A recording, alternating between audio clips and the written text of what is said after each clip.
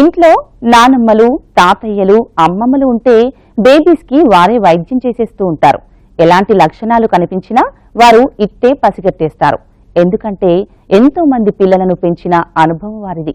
అంతేకాదు, బిడ్డ ఎందుకు ఏడుస్తున్నారు, బేబీ కంఫర్ట్గా ఉందా, తింటుందా, నిద్ర ఎంతసేపు పోతుంది, ఎందుకు డిస్టర్బ్ అవుతోంది అని కూడా బాగా గమనిస్తారు. ముఖ్యంగా తల్లికి కావాల్సింది ఇదే. బేబీకి వచ్చిన రుగ్మతని సకాలంలో గుర్తించటమే అన్నిటికంటే ఇంపార్టెంట్. మరి ఇలాంటి రుగ్మతలకి హోమ్ రెమెడీస్ ఎంతవరకు ఉపకరిస్తాయో ఇప్పుడు తెలుసుకుందాం.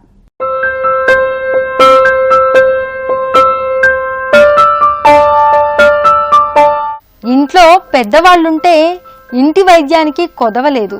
ఎందుకంటే వారు ఎంతో మంది పిల్లల్ని పెంచారు కాబట్టి వారు అర్థం చేసుకున్నంత బాగా పిల్లల్ని తల్లి కూడా అర్థం చేసుకోలేదు. ముఖ్యంగా ఉయ్యాల్లో ఉన్న పిల్లలు, పారాడే పిల్లలకి ఎలాంటి చిన్న చిన్న రుగ్మతలు వచ్చినా కూడా ఇంటి వైద్యమే సరిపోతుంది.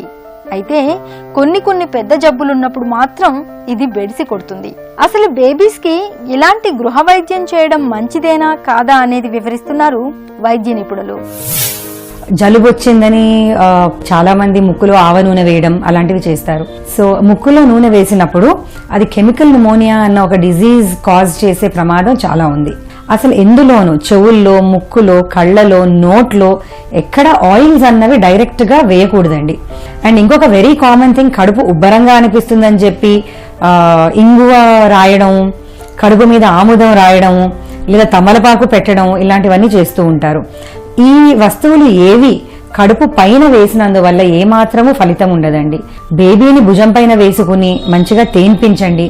అక్కడికి తగ్గకపోతే డాక్టర్ దగ్గరికి తీసుకువెళ్ళండి, మందు ఏదైనా ఇస్తారు, దాంతో ప్రాబ్లం తగ్గుతుంది. మోషన్ అవ్వకపోవడం అన్నది కూడా ఒక కామన్ ప్రాబ్లం. కానీ మోషన్ అవ్వలేదు అని చెప్పి రకరకాల థింగ్స్ నోట్లో తాగించద్దు. ఎస్పెషలీ మనం ఎన్నో జనరేషన్స్ నుంచి వింటున్నాం, మోషన్ అవ్వకపోతే ఆముదం తాగించాలి అలాంటివి. బట్ అది ఎప్పుడూ చేయొద్దు. It does not help the child in any way. Motion అవ్వకపోతే బేబీకి వాటర్ తాగించండి, హై ఫైబర్ డయట్ ఏదైనా తినిపించండి. అయినా కాకపోతే డాక్టర్ దగ్గరికి వెళ్ళి మెడిసిన్ ఏదైనా తీసుకోండి. ఇంకొక వెరీ కామన్ థింగ్ ఏంటంటే, ఏదైనా కట్స్ కానీ వూండ్స్ కానీ దెబ్బలు తగిలినప్పుడు దానిపైన పసుపు చల్లుకుని ఒక క్లాత్ తో చుట్టుకుని హాస్పిటల్ కి తీసుకొస్తారు. అది కరెక్ట్ కాదు.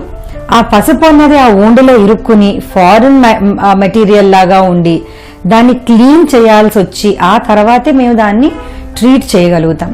సో అవన్నీ వేయకండి. బర్న్స్ పైన ఎప్పుడు టూత్ పేస్ట్ పెట్టకండి. ఇంజురీస్ ఏదైనా ఉండి బ్లీడింగ్ అవుతుంటే దానిపైన గట్టిగా ప్రెషర్ పెట్టండి. ఆ ప్రెషర్ వల్ల ఒక 2 to 3 minutes లో బ్లీడింగ్ ఆగిపోయి అప్పుడు మీరు దానికి ఒక బ్యాండేజ్ కానీ పట్టీ కానీ కట్టుకుని డాక్టర్ దగ్గర తీసుకుని వస్తే డాక్టర్ దాన్ని కరెక్ట్ గా ట్రీట్ చేస్తారు. బేబీకి తరచుగా మోషన్స్ అవుతున్నా, వామిటింగ్స్ ఎక్కువగా అవుతున్నా వెంటనే మనం ORS తాగించేస్తాం. లేదా పొట్టలో బేబీ తిన్నది అరగక అజీర్తి చేసినా కూడా పొట్టకి నెయ్యి రాయడం లేదా ఇతర వైద్య చిట్కాలను అప్లై చేయడం చేస్తూ ఉంటాం.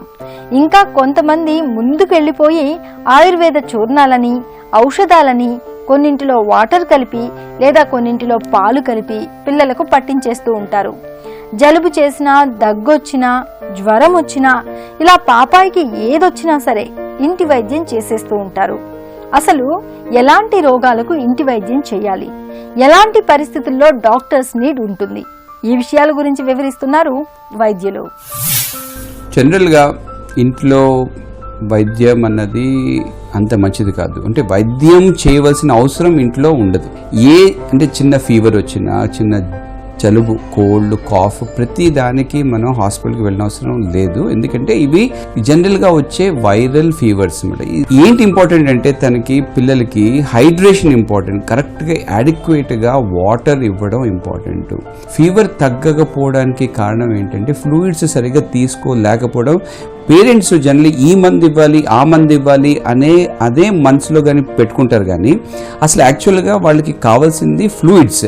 ఆ టైంలో ఫీవర్ వచ్చినప్పుడు కానీ, చిన్న జబ్బులు వచ్చినప్పుడు కానీ వాళ్ళు ఆహారం సరిగ్గా మనకి తీసుకోరు. అట్లాంటి టైంలో ఫ్లూయిడ్స్ ఇవ్వాలి. అంటే ఫ్లూయిడ్స్ అంటే వాటర్ అవ్వచ్చు, ఓఆర్ఎస్ అవ్వచ్చు, లేకపోతే ఇంకే ఏ రకమైన ఫ్లూయిడ్స్ అయినా ఇంట్లో సేఫ్ వాటర్ హైజీనిక్గా తయారు చేసిన ఫ్లూయిడ్స్ అడిక్వేట్గా ఇస్తే ఆ ఫీవర్ తగ్గుముఖం పడుతుంది. ఎట్ ద మోస్ట్ సింపుల్గా పారాసెటమాల్ ఒకటే మటుకి వాడుకోవచ్చు. బేబీకి ఎలాంటి వ్యాధి లక్షణం కనిపించినా సరే గుర్తించాల్సింది మదరే. ఎందుకంటే వారికి తల్లి అటాచ్మెంట్ ఎక్కువగా ఉంటుంది. బిడ్డకి పాలిచ్చే సమయంలో లేదా ఆహారం పెట్టేటప్పుడు, వారు ఆడుకునేటప్పుడు, ఇలా అన్ని సందర్భాల్లో వారు మదర్తోనే అటాచ్ అయి ఉంటారు. ఇంట్లో ఉండే పెద్దవాళ్లు గృహ వైద్యం చేస్తున్నప్పుడు లేదా చిట్కాలు పాటిస్తున్నప్పుడు దానికి బేబీ ఎలా రెస్పాండ్ అవుతుందో చూసుకోవాలి. అసలు పేరెంట్స్ కి ఈ హోమ్ రెమెడీస్ పైన ఎంతవరకు అవగాహన ఉండాలో ఇప్పుడు చూద్దాం. పిల్లలకి జలుబు చేసినప్పుడు లేదా వారికి చెవి నొప్పి, కడుపు నొప్పి లాంటివి ఉన్నాయని సందేహాలున్నప్పుడు రకరకాలైన వైద్య చిట్కాలను ఇంటిలో పాటించేస్తాం.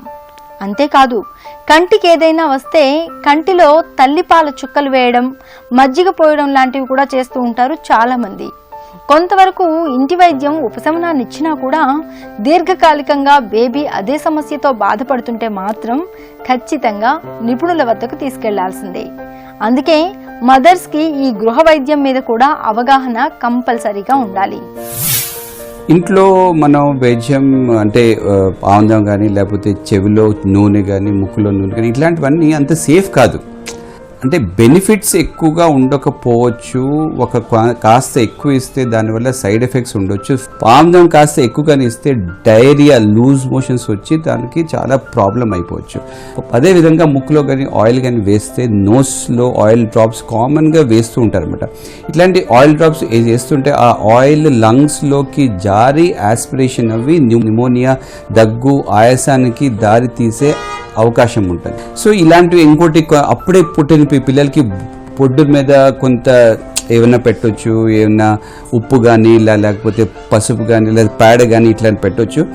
కొన్ని బెనిఫిట్స్ ఉండొచ్చు, but as far as possible ఇలాంటి అవాయిడ్ చేయడమే మంచిది.